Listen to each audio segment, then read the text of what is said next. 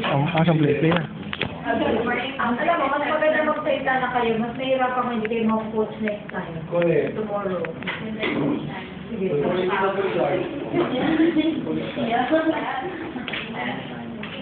Good morning, doctors. I'm Senator Miendo from Catedral. First, I would like to thank you for being here. Thank you for your time. My presentation will only take 15 minutes, and I hope you don't mind. I would like to present my product, Tulinolin, a tutulistate, a mutualistic that describes the sulfide bases.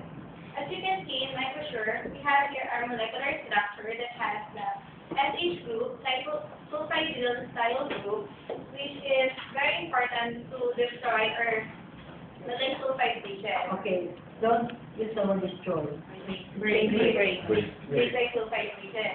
And what's also shown here in our brochure, you can see a reaching bar that stands for blank execution. Only tells us that the limited sulfate has a fast or rapid action when it comes to glucose, separation of glucose. That's why nothing surpasses the superior efficacy of a true glucolytic. Kasi pa, di ba, pag na-expel na mabilis, mas kasi ang concept of action. That's why Dr. claims that our clinical nothing surpasses the superior. Yun ang parang kadugtong niya kasi, no?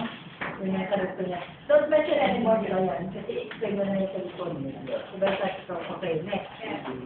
True glucolytic because it has many benefits for the patient. First, it has a direct glucolytic action. Second, dual antioxidant action, which is direct and indirect.